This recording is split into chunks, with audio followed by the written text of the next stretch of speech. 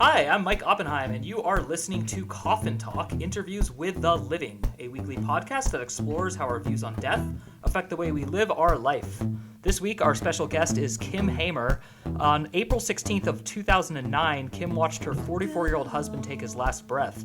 During that illness and after his death, she was amazed by the helpful ways all of their coworkers, bosses, friends, and family supported them. Kim started calling these kind actions acts of love, and that turned into a book. So I'm so excited to talk to Kim today. Kim, how are you doing? I'm good. I'm so excited to be here. Thanks so much for having me on the show. Of course, and it is our pleasure. And we always ask our guests to just kind of give a little background information. So we usually ask how old they are, where they grew up, and what generation, if any, they belong to. Always that age thing is always a tricky question for women. Yeah, I know. Okay, so depending on where the cutoff line is, I am actually a boomer. I was born in 64. So I'm like the last year boomers, but I could be the other side. I like to consider myself a millennial, but as millennials age, I kind of want to be a Gen Zer, right? So I kind of want to keep going down generations. I was born in New York City of two parents who were New Yorkers, and I grew up in Westport, Connecticut, which is a suburb of New York City. All of our fathers used to get in the train every day, Monday through Friday, and head into the city to work. And then what was your other question? Where was I born? No, that was it. How old are you? But they can do the math. 64. Yeah, and actually, it's funny. I've been to Westport, Connecticut 3 times, and I was there. A friend rode horses, and that's where all the horse stuff was. Yeah. Yes. That's exactly that. That sounds about right. That's so exciting. When you said it, I was like, oh, I totally know Westport. Yeah. Well, I hate to start with like such a, to our audience, crass subject, but do you want to kind of walk us through the events of leading up to April 16th, 2009, and just everything that happened with your husband? I mean, I know it's so rude to start that way, but I'm sure you understand. Hey everyone, if you're a fan of the show, please head over to mikeyop.com and click the subscribe button. It's the best way to support us, and it's free. That's MIKEYOPP.com. Thanks. You know what? This is a podcast about death, and I am happy to launch into it because I think that we do need to have more honest and open conversations about it. So my husband was 6'6" tall. He was an athlete. We were sort of an organic. If you think about, like, I don't know where your listeners are from, but if you think about like your typical liberal, liberal couple living in a city, we were organic eating. We were really super healthy, and I'm making fun of myself here. And one day he was just kind of he was running these mild fevers, and he was getting achy. So we were treating cancer, which we didn't know at the time. We were trying to treat cancer with cough syrup and ibuprofen. Clearly that wasn't a great plan. A couple weeks later, we ended up going to the doctor, and it was just like in the movies. The doctor sat us down and laced his fingers and leaned them on the exam table and looked at my husband and said, "I think you have cancer, and it's bad." And so we went through a series of tests, and by Friday the following week, he had been diagnosed with large B-cell lymphoma, stage 4. And if they hadn't started the chemo when they did, which was on a Sunday, the cancer would have killed him within 3 weeks. So it was a pretty serious, pretty quickly. And he disentangled himself. And I like to say disentangled because the idea that it's a battle just doesn't sit well with me. So he disentangled himself from cancer about 8 months later with the help of an incredible genius doctor. But unfortunately, 2 years after that, little less than 2 years after that, the cancer came back and he died at the age of 44. We had 3 kids at the time who were 12, 9, and 7. And one of the things I put in the bio, which you read, is that I got to watch him take his last breath. And that was, I honestly to this day consider it his last greatest gift to me, because there's something like I was terrified to watch. I didn't want to be there, but I wanted to be there. I just wanted to, for me, I needed to make sure that he was truly dead. But also I just needed to feel like I was ushering him out, like he was just going out with family. So there was 2 other members of his family who stayed with me that night, and it was truly an honor. We also, the other thing, since we're talking about death, the other thing that I that I did a few days before he died. So he was hospitalized. He was going back and forth getting treatment. And then he called me on a Friday and said, hey, they want to keep me because I have an infection, which is not uncommon when you have cancer and you have an infection. You have the chemo they give you knocks your white blood cells out. And so getting an infection is really serious business. And so on Sunday, I got a call from a doctor. He said, you need to give us permission to draw spinal fluid. And I thought, why? Like, my husband was fine. The day before, he seemed a little confused, but he seemed fine. And they said he's not really coherent. And so that Monday, we learned that, he was not going to be getting better. And so I had to, tell the kids that their father wasn't going to be leaving the hospital alive. And I gave each of my children the opportunity to say goodbye to their father. I really wanted I wanted them to have this real life experience, because I just didn't want them to think death is like one day you're alive and then you're gone and no one sees you ever again. And that's true. But in our case, it was an opportunity for them to be able to do it. Each of my three kids did it very differently. You could imagine, a 12-year-old versus a 9-year-old versus a 7-year-old. Very, very different reactions. But I'm really grateful that I did. And, to this day, my kids, two of my kids have said that they've been very grateful that they got to do that. That's sort of the story. That's sort of where it all started. That was fantastic. Just you hit every point that I would want to ask that would take forever to ask. So it was like very good. Obviously not good news, but I am intrigued the most by your story. And also, like, one of the most compelling reasons I wanted to interview you was that you, like us, are into the idea of people being more exposed to death, not because like death is good, but it's obviously going to happen to everyone. And so I'm curious, a lot of our audience has dealt with cancer, I'm sure, because I can't imagine a single person who hasn't been 2 degrees of separation from someone with cancer. Right. Before we get into children and like that side of it, because I am going to come back to that, what is your advice for someone who gets the diagnosis? Like, I know that you didn't get it, your husband did, but do you have any advice on that issue? I don't know how much time you have. For this question, as much as you want. So I'm going to say that, like you said, I have not been diagnosed with cancer. And so I cannot speak about this from that point of view. I can speak about it from the point of view of a person who has kind of watched this journey. And, when my husband was diagnosed the second time, neither of us had the courage to have that conversation of like, hey, this might not work out so well. One thing that I did do, I saw how much he was struggling. At some point he needed, my husband, this athletic man, was weighing 235 when he started the treatment. He was solid. He was a solid 6'6". He wasn't a rail thin 6'6". And one day I was watching him trying to get down 2 steps into our kind of family room.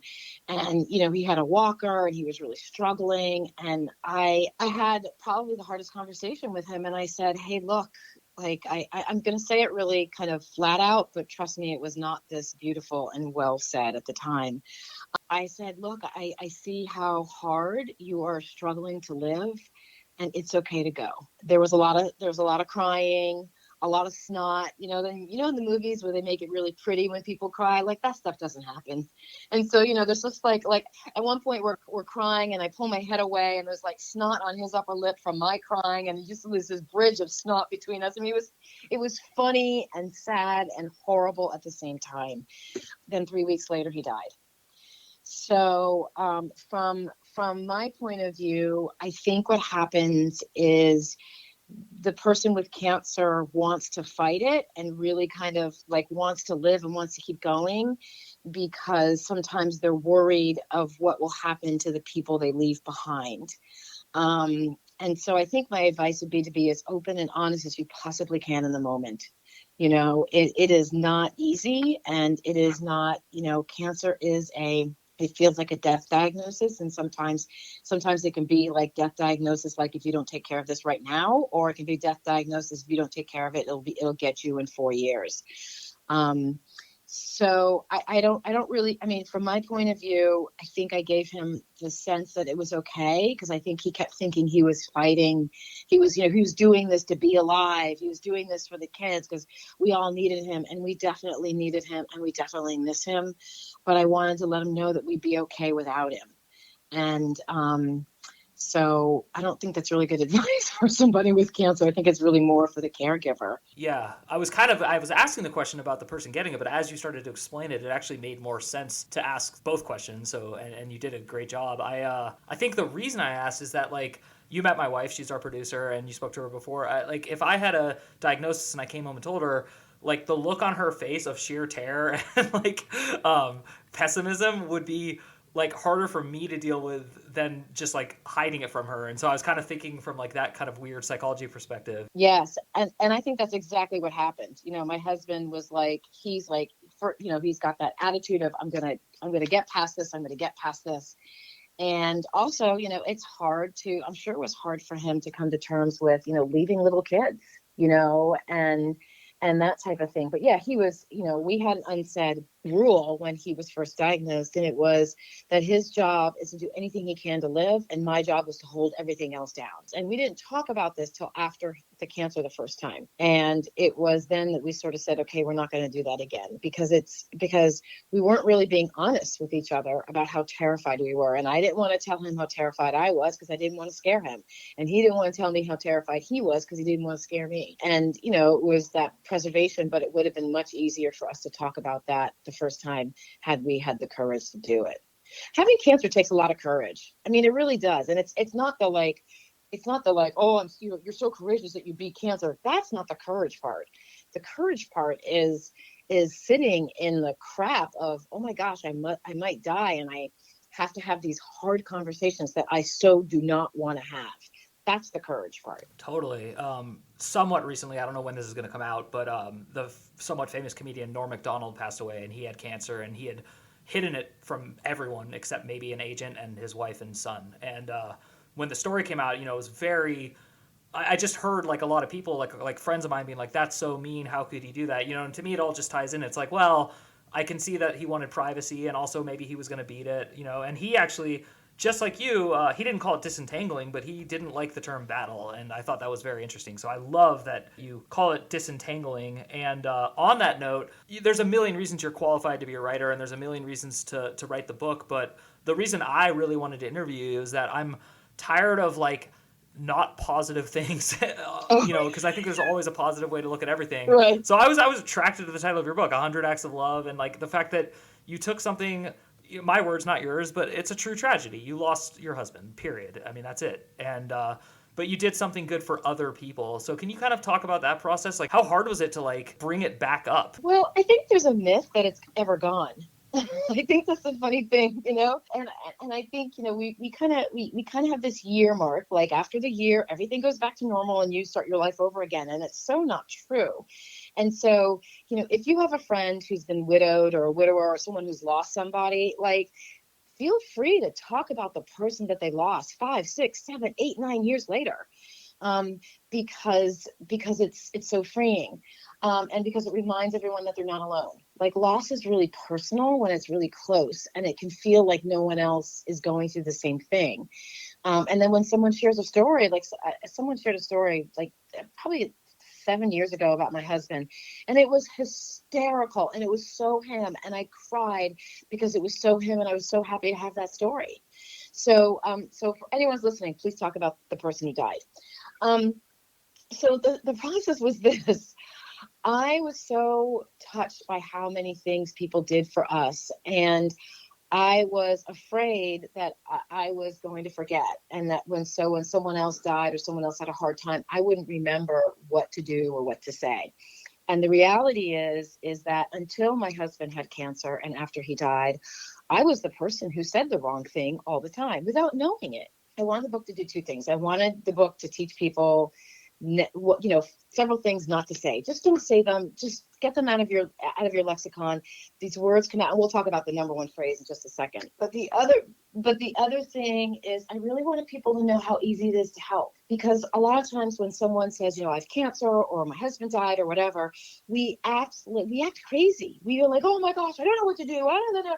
And then we go through this process of, I don't know what to do. Let me say this one statement. Okay, this person hasn't called me back, so maybe they don't need my help.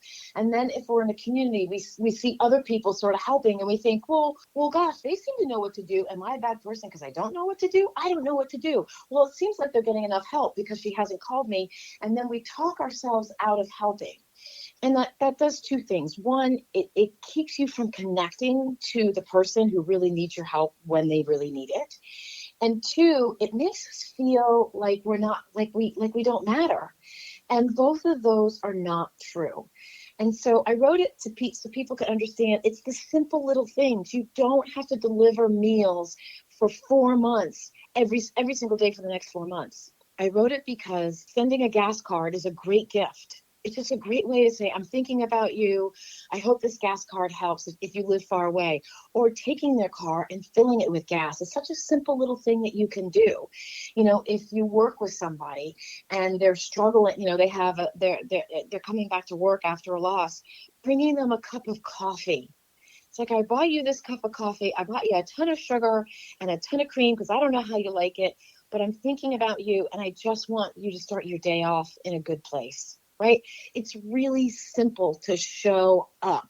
And that's what I wanted people to know. And so the book is really filled with all these really simple ways to just show up for somebody in crisis. That's just so well said. I love it. And I love every part of your mission. And I definitely want to still hear like the biggest no-nos. So here's the thing. And for everyone in the audience who said this, just take the stick, hit yourself over the back with it once, and then throw the stick away. And here's the phrase. The phrase is, if you need anything, let me know. Oh, God. And it sounds so helpful. And when you say it, you really do mean anything. But the reality is you don't mean anything. And there are 3 reasons that this is not a good phrase. 1, what is anything? Really? Like Mike, I don't know you that well, and I know you have a wife. So I could probably figure out like maybe, if your wife is sick, maybe you need someone to, I'm going to be totally stereotypical here. Maybe you need a meal. So I'm going to offer you, I'm going to say, I can bring you chicken or lasagna. What do you want? Right? But anything is too big. And I had toddlers. Like, did you mean that you were going to, the first time my husband was sick, I had a toddler. Let me specify. Did you mean that you were going to go pick up my snot-nosed, sneezing, coughing, sick toddler from preschool? Or did you mean that you were willing to run out and get me a gallon of milk? Like, what exactly is anything? So it's too big. That's the first reason. The second reason it's not helpful is you have now put the pressure on the person who's in crisis to figure out what they need.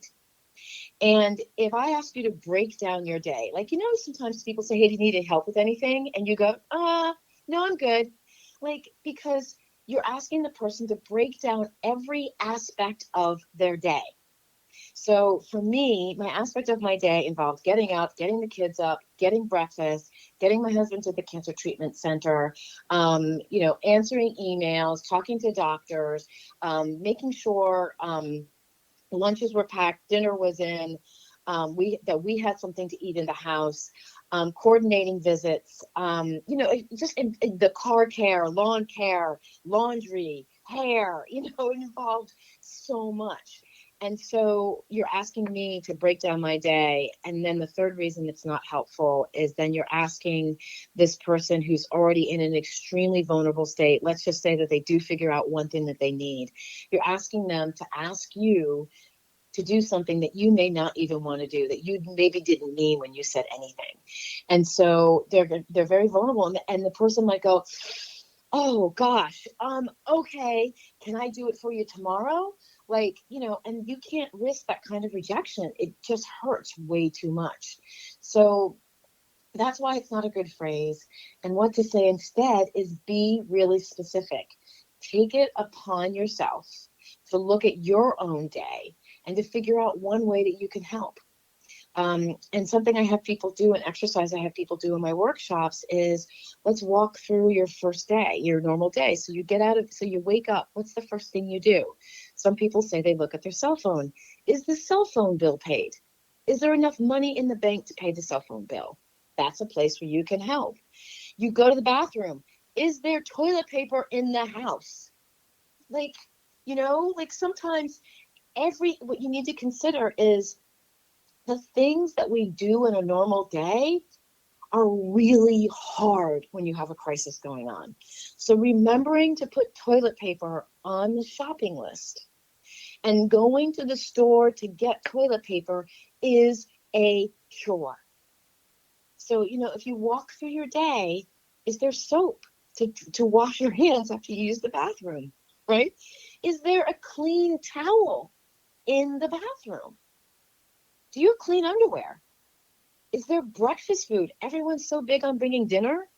Is there breakfast food in the refrigerator? It's interesting because one time I was hit by a car and I was in a wheelchair for a while and I had people helping me, and I'm feeling like some parallels in hearing it, but I've never thought about like just how much I do say that phrase a lot. I say it all the time in other circumstances too, and so I'm starting to think about like providing like the actual thing is so important. Yeah. And I think it's it's funny because I said like I'm so happy about positive books. I think this is positive, and I think it's very important to tell people like, hey, your intention, like you said, is great, but the effect is falling flat on its face. So thank you. That's very insightful. And it's hard. So here's the thing that you have to do as the person who wants to support. You have to take a risk. You have to have some courage that what you offer may not be useful to them at the time. You have to come back and maybe offer something different. I always say pick something specific and offer more than once, because even though that person may look like they're dealing with a full deck of cards, they're in crisis. They're dealing with 27, maybe 48 cards, like they're not all there, and they're not going to remember that you offered. So offer more than once.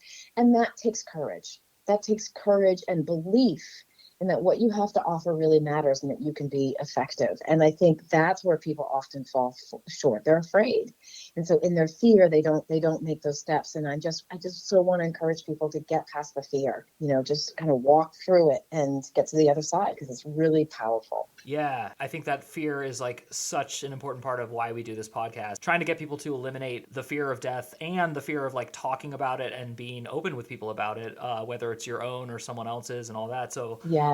On that note, this podcast does ask one other standard question. What do you think happens when you die? I don't have an answer. I am lately leaning towards you just die. And I'm not leaning towards heaven or you get recirculated or you come back, you come back in a different life form or you come back as a different person. That's not where I am right now. I'm at the place where, you die, and what gets carried on is your memory, your habits, the things you love, the people you loved, like that stuff gets carried on in your heart, in everyone else's heart. So yeah, that's where I'm at. And it's interesting because, it's not a very popular view. And also, I like it because it for me, it makes me want to do more with my life, because I feel like this is it. Like this is all I'm getting, So how many hearts, and it sounds really cliche and I'm so sorry, like how many people can I touch? How many people can I make happy? How many people can I make feel good? To me, that's the value. I mean, if it's cliche to be like a great, great human and make everyone's experience better, count me in that pack. I totally understand. And I think that people associate people who don't think anything happens when you die with being like cold and distant and not a fan of life. And I think you're 100% proving the opposite of that, which is also part of the point of asking people that question, is that I don't hold judgment anymore about it. I actually used to before I started this experiment. And it's totally changed my mind, because there's no corollary. It's just good people are good people. But I like that you feel motivated by that to like really make all this time good. And I am curious, like, I asked you about, like, I don't think I phrased it moving on, but I'm sure that's how it came across. How do you deal with like getting back to your life? Like, I know there's no end to grieving him and that he's always gone and it's okay to keep reminding you of that and talking to you and celebrating his life. But like, what is your suggestion for someone to like not feel guilty as they quote unquote move on? And I'm not calling it moving on, but I'm, you know. Yeah, I totally get you. That's a good question. I think there is, so for me being a woman, and I think it also really comes from men, but it's less expected. I'm supposed to mourn my husband for the rest of my life. Like if I die at 90 and people go, oh, she never remarried because she lost the love of her life. So I think look, I loved my husband. He was a good man. And I think it's hard so I'm talking from a husband's point of view. My sister-in-law may say something totally different because she can't get another brother. I can get another husband and it won't be the same, but she can't get another brother. Right. So for me, it's, my husband was a great man. He did great things. And I'm really excited that I had the opportunity to be married to him. And I feel like he taught me in retrospect, this all happened after he died. I feel like I learned how to be married and I learned what not to do because there's a lot of that reflection of the guilt. For me, there's a lot of reflection of the guilt of the way I was in my marriage.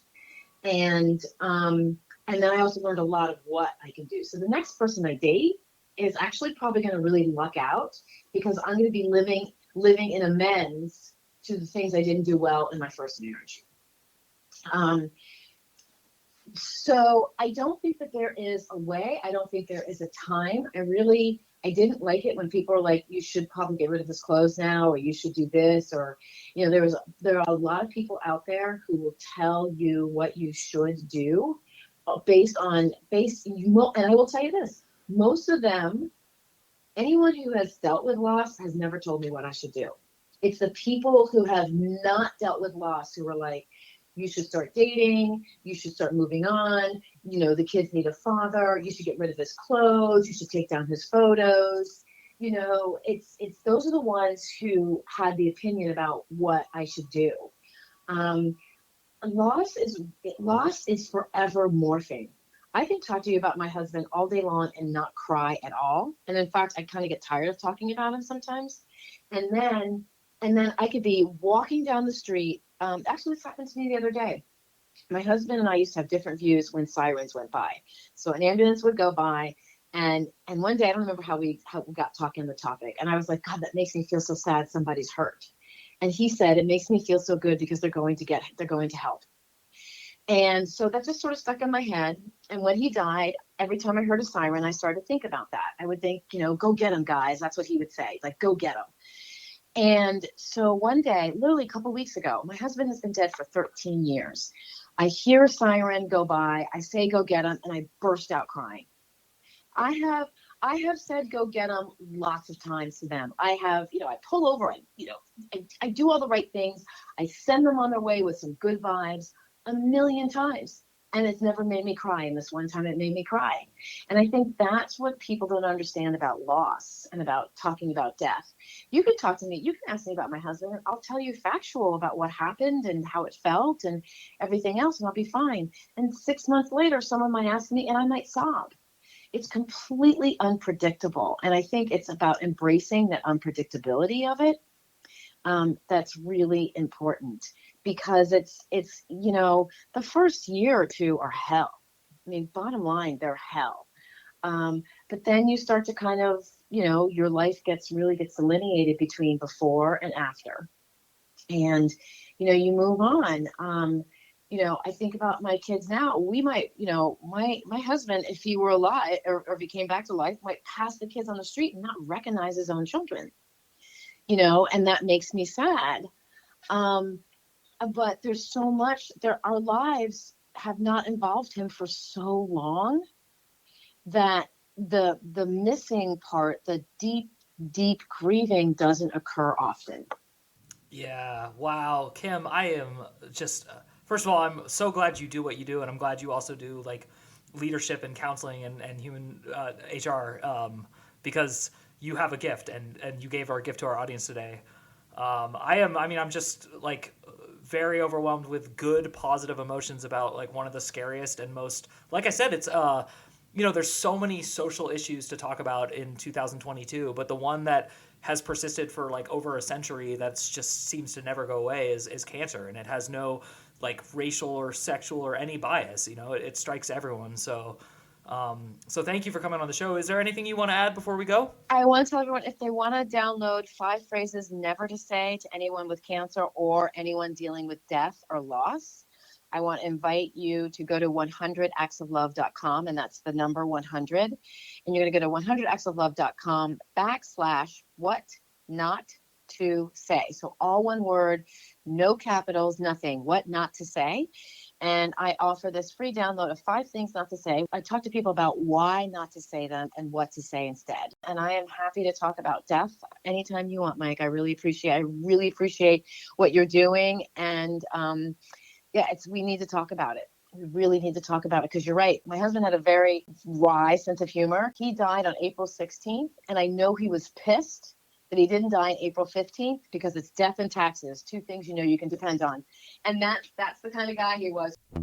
Well, thank you so much. And of course, in the notes of this podcast will be the web link. Please don't hesitate to go there. How could you turn down free advice about something that, like I said, it's probably going to affect you at some point in your life, like it or not? A close friend, a coworker, a colleague, God forbid, someone you're extra close to, but it strikes us all. And some of us survive and some of us don't. But Kim's book has advice for all of that. And again, thank you, Kim, so much for coming on our podcast and helping us put another nail in the coffin. To our audience, if you have time, head over to MikeyOp.com and hit the subscribe button, and you can get more news about future podcasts and bonus materials. And if not, just keep coming back and listening. We love you, and we love the support of everyone who listens. So thank you again, Kim Hamer, and thank you to our audience. This has been another episode of Coffin Talk. My name is Mike Oppenheim, and we will see you soon. Walking alone, walking alone.